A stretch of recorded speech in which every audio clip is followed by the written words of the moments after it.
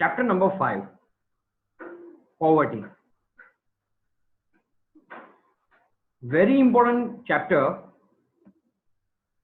from the point of view of understanding, from the point of view of board, and from the point of view of scoring. And this is also one of the basic chapter of macroeconomics. If we talk about the contents of the chapter, then there are only 5 contents, but in this only, the internal contents are many. So there are 5 contents, but internal contents are more.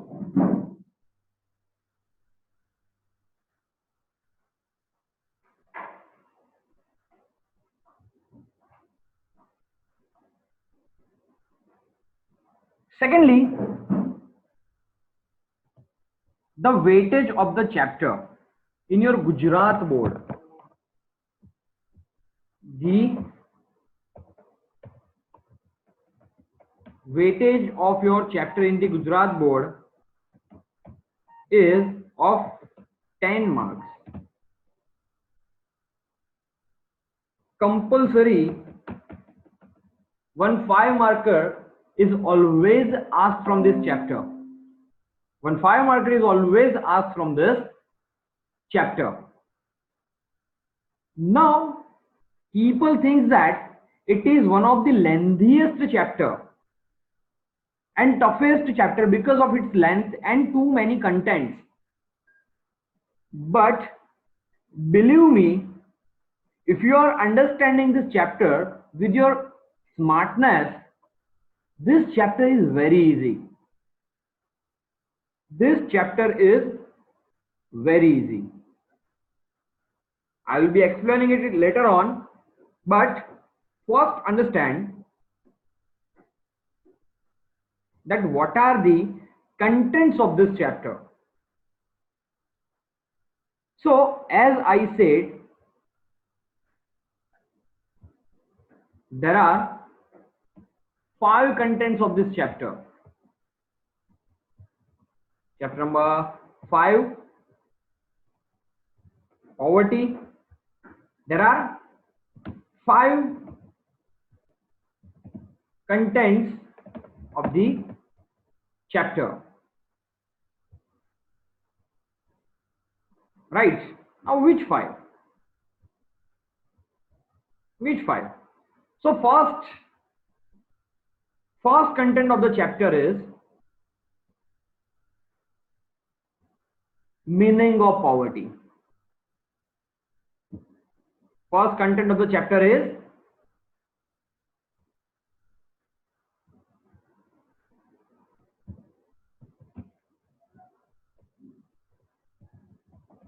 meaning of poverty. First content is meaning of poverty. In this, they have discussed various different meanings of poverty, such as income poverty,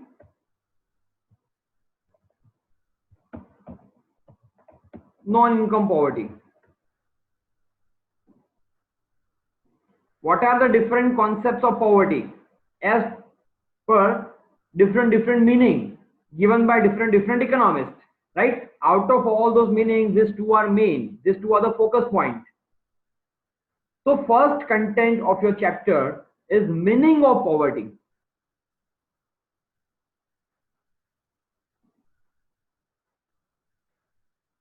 Second content of your chapter is nature of poverty. Second content is nature of poverty. What is second? Second is nature of poverty. You have already studied it in your 10th board economics, specifically as a part of SS. right? Nature of poverty. So poverty can be calculated, or it is having two natures. One is absolute poverty. One is what? One is absolute poverty, and second is relative poverty. These two are the different meaning, or different two methods of calculating the situation of poverty. Now, if we talk about absolute poverty, in this, there is one concept called poverty line. There is one concept called poverty line.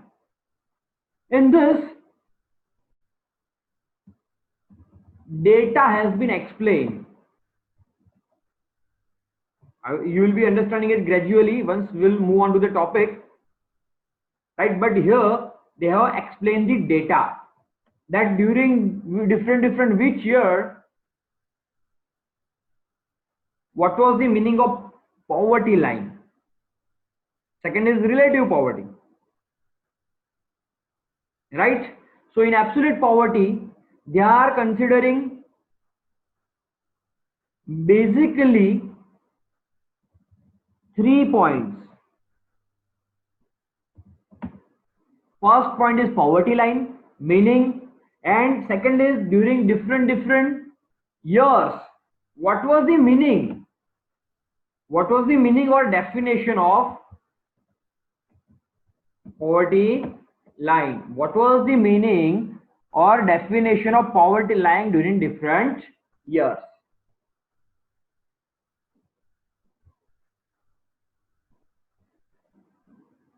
Right. And third is data. Data of absolutely poor people, or people who were living below the poverty line. Right. And in the relative poverty, they have explained one table, and through this table they have explained the entire meaning of relative poverty. And this is your point number 2, nature of poverty. Poverty किस तरीके की हो सकती है. So this is your second point. I give you guarantee, if you will attend the lecture properly with proper focus,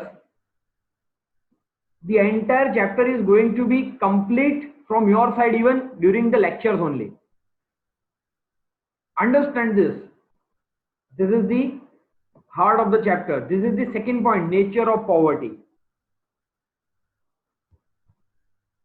Third point, third content of the chapter, indicators of poverty.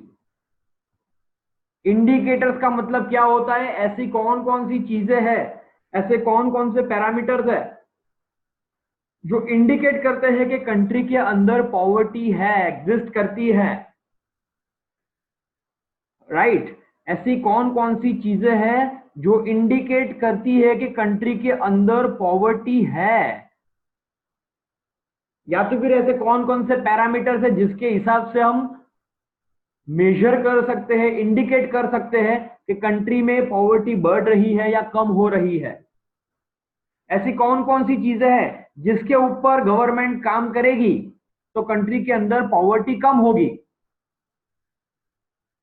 ऐसी कौन कौन सी चीजें हैं जो दर्शाती है कि कंट्री में पॉवर्टी है.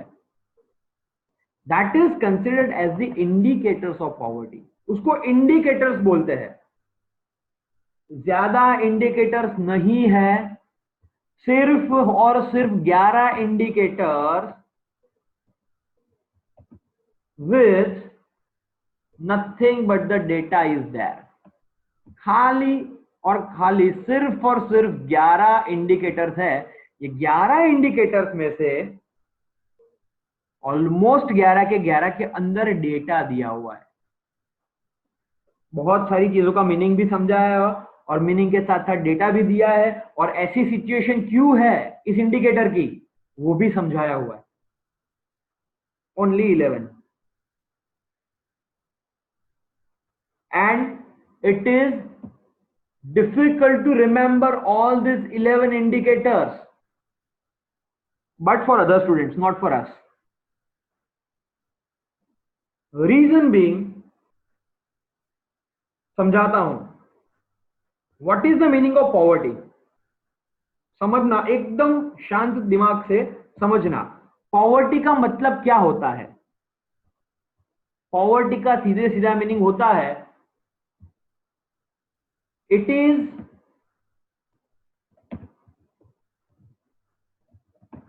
सिचुएशन, पुअर पर्सन की बात करते हैं पहले। इट इज अ सिचुएशन, कौन सी सिचुएशन, वेयर अ पर्सन, क्या but, where a person is not able to satisfy his basic needs or basic standard of living. When a person is not able to satisfy his basic needs or basic standard of living, he is considered to be a poor person. He is considered to be a poor person, and the situation, a person will be considered as a poor. Person will be considered as a poor, but the situation will be considered as a poverty. Poor will be a person, but पूरी की पूरी country में, out of the total population, जितने लोग खुद की basic needs भी satisfy नहीं कर सकते, जितने भी लोग खुद की बेसिक नीड्स सेटिस्फाई नहीं कर सकते, उसको हम पुअर बोलते हैं। और पूरे के पूरी कंट्री की सिचुएशन को देखने के लिए जाए हम, इंडिविजुअल को पुअर बोलेंगे, बट पूरी सिचुएशन में जो परसेंटेज निकलेंगे, कैसे लोगों के परसेंटेज के जो खुद की बेसिक नीड सेटिस्फाई नहीं कर सकते, उन सिचुएशन को पॉवर्टी बोलेंगे, उस सिचुएशन को पॉवर्टी बोलेंगे। अज्यूम करो कंट्री में टोटल पॉपुलेशन 100 है, और ये 100 में ऐसे 25 लोग हैं जो खुद की बेसिक नेसेसिटी सेटिस्फाई नहीं कर सकते, तो this is considered as a situation of poverty. And poverty percentage की बात करें तो कितने परसेंटेज पॉवर्टी है, 25%। कंट्री में पॉवर्टी कितनी है, 25%। कहां से इंडिकेट हुआ, अभी मुद्दे की बात, ये इंडिकेट कहां से हुआ, ये इंडिकेट कहां से हुआ, ये इंडिकेट यहां से हुआ, डिससैटिस्फैक्शन ऑफ बेसिक नीड्स। इसका मतलब यह है कि 25% लोग खुद की बेसिक नीड्स को सेटिस्फाई नहीं कर सकते। ये बेसिक नीड्स में कौन कौन सी नीड्स आती है, बेसिक नीड्स में कौन कौन सी नीड्स आती है, सबको पता है। और इसको और ज्यादा इजी करने के लिए मैं आपको एक टॉपिक याद दिलाता हूं जो आप बहुत अच्छी तरीके से पढ़ गए।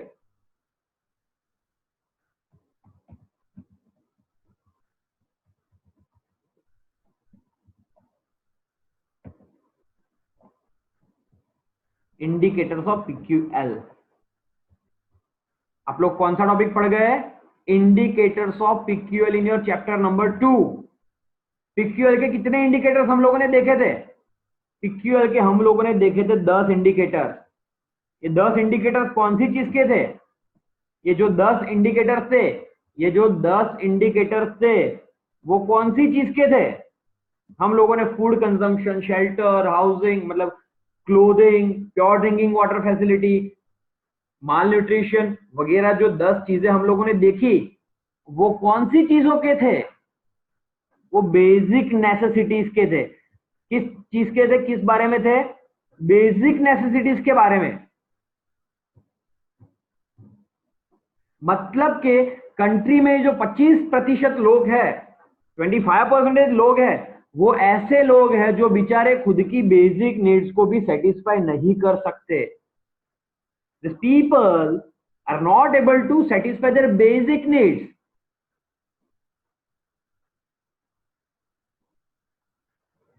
और ये 10 चीजें इंडिकेट करती है, ये 10 अलग अलग चीजें इंडिकेट करती है कि पर्सन खुद की नीड्स को सेटिस्फाई कर पाएगा या नहीं कर पाएगा. बंदा खुद की नीड्स को सेटिस्फाई कर पाएगा या नहीं कर पाएगा. ये 10 चीजें मेजर करके हम अंदाजा लगा सकते हैं. राइट. तो 10 चीजें कौन कौन सी थी, याद करो. और अगर याद नहीं आ रही है तो यहां पर मेरी स्क्रीन के ऊपर देखो, उसमें से बहुत सारी चीजें ऐसी है जो इंडिकेटर्स के अंदर कवर हो जाती है.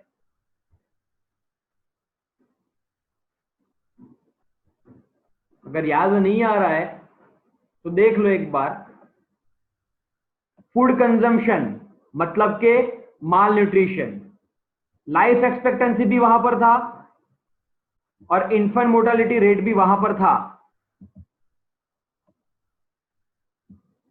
गुड मेडिकल फैसिलिटीज भी था उधर, प्योर ड्रिंकिंग वाटर फैसिलिटीज भी थी, ड्रेनेज फैसिलिटी यानी कि टॉयलेट फैसिलिटीज भी वहां पर इंडिकेट की थी, हाउसिंग फैसिलिटीज भी वहां पर उन लोगों ने इंडिकेट की थी, एनर्जी मतलब कि इलेक्ट्रिसिटी भी उन लोगों ने इंडिकेट की थी, लेवल ऑफ लिटरेसी भी वहां पर उन लोगों ने बताया था. ये 11 में से ऑलमोस्ट आप 8 चीजें तो ऐसी है जो आपको ऑलरेडी याद है, वही चीजें यहां पर है. सिर्फ 3 आपको याद रखनी है, एडिशनल 3 आपको याद रखनी है.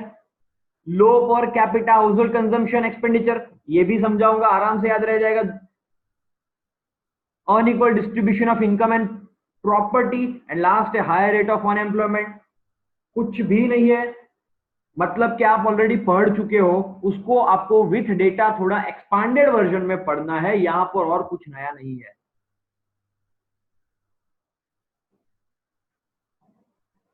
This indicator is same like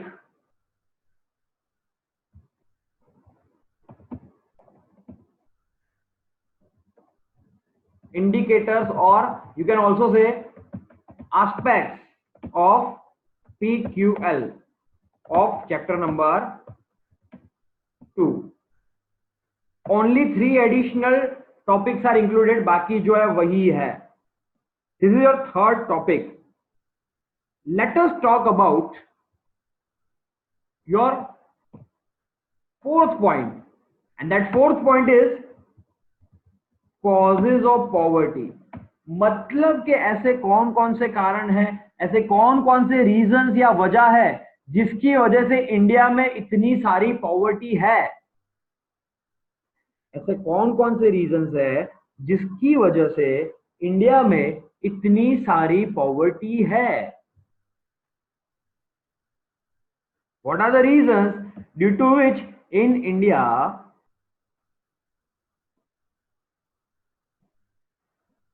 this much poverty is there?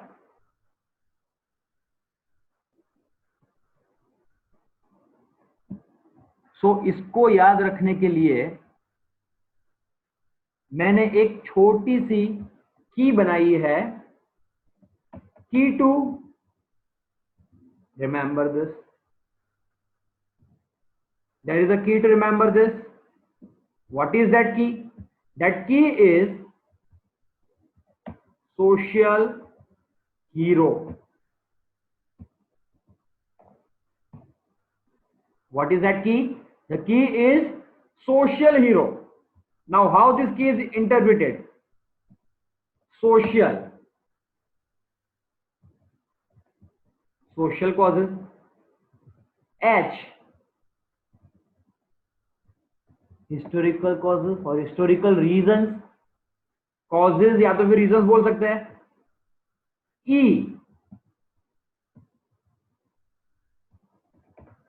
economic causes या तो फिर economic reasons भी बोल सकते हैं. R, इसका थोड़ा याद रखना पड़ेगा, इसको बोलते हैं causes ऑफ रूरल पॉवर्टी, मतलब कि रूरल एरिया में इतनी सारी पॉवर्टी क्यों है। And last is O,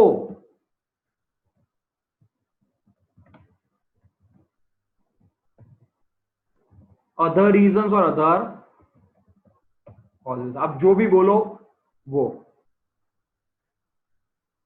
right. तो ये 5 कॉजेज है, ये पांचों के पांचों कॉजेज के अंदर इन लोगों ने कुछ ना कुछ पॉइंट्स दिए हैं, राइट। वो कैसे याद रखने हैं आगे जब चैप्टर में डेप्थ में जाएंगे तब मैं समझा दूंगा, बहुत ही इजी है, उसके अंदर की भी इंटरनल ट्रिक्स है। अगर आपको ये 5 कॉजेज याद रह गए तो उसके ऊपर से आपको उसके मेजर्स भी आराम से याद रह जाएंगे। तो 5वां पॉइंट क्या है, फिफ्थ टॉपिक और फिफ्थ पॉइंट इज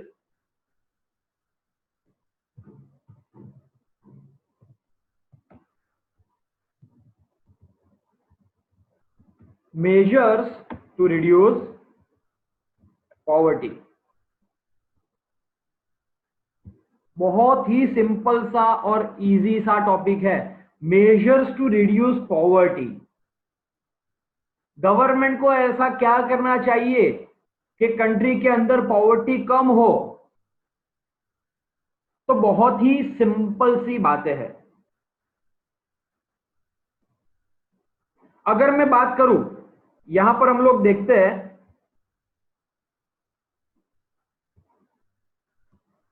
अगर कोई बंदा ओवरवेट होता है या तो फिर होता जा रहा है तो उसके पीछे का कारण क्या हो सकता है, उसके पीछे का रीजन हो सकता है कि वो फैट वाला डाइट बहुत ज्यादा कर रहा है। That is the cause. Now what is the measure to reduce his weight. The measure is to control his diet, controlling the food habit, simple, right. अगर किसी बंदे को स्ट्रेस आ रहा है या तो फिर आंख में कोई दिक्कत आ रही है, पता चलता है कि इसका रीजन है ओवर स्क्रीन टाइम, बहुत ज्यादा स्क्रीन टाइम होता है उसका, फोन या लैपटॉप का यूजेज बहुत ज्यादा रहता है, that is the cause. What should be done, simple, screen time कम कर देना चाहिए और प्रोटेक्टिव ग्लासेस यूज करने चाहिए। मतलब कि आपको कॉज पता है कि यार ये कॉज है, तो उसके ऊपर मुझे अगर उसको इंप्रूव करना है, उसमें बेटरमेंट लाना है, तो मुझे वही चीज के ऊपर कंट्रोल करना पड़ेगा। तो यहां पर आपको जहां पर भी जितने भी कॉजेज दिए हैं, सीधी सी बात है, अगर एग्रीकल्चर प्रोडक्टिविटी कम है, एग्रीकल्चर प्रोडक्टिविटी कम है, that is one of the cause. If low agriculture productivity is one of the cause, then what is its major, इसको इसके ओवरकम आने के लिए क्या करना चाहिए, government should increase the agriculture production. सीधी सी बात है, एकदम सिंपल सा फंडा है, on the same line. What government should do to increase agriculture production, government को एग्रीकल्चर प्रोडक्ट्स का प्रोडक्शन बढ़ाना चाहिए,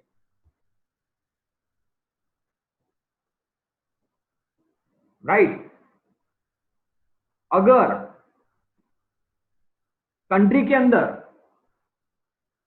कोई भी कॉज है तो उसके ऊपर इंप्रूव करने के लिए उसका जो रीजन है उसी के ऊपर कुछ ना कुछ करना पड़ेगा, दैट इज सिंपलेस्ट लॉजिक।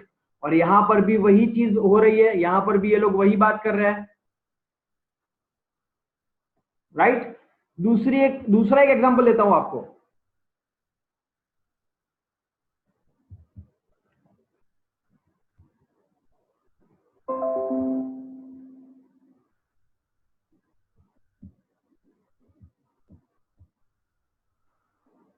यहां पर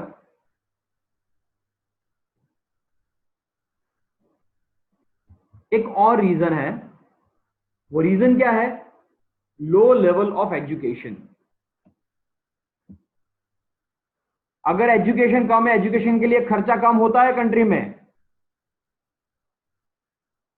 तो गवर्नमेंट को ह्यूमन कैपिटल इन्वेस्टमेंट बढ़ाना चाहिए, लोगों के लिए इन्वेस्टमेंट बढ़ाना चाहिए,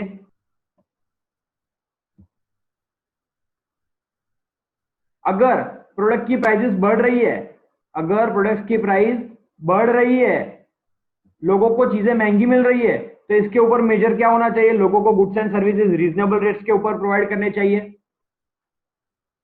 goods and services should be provided at the reasonable rate. तो यही है, अगर आपको कॉज पता है तो आप उसका मेजर इजीली कर सकते हो। आई होप आपको समझ में आया होगा।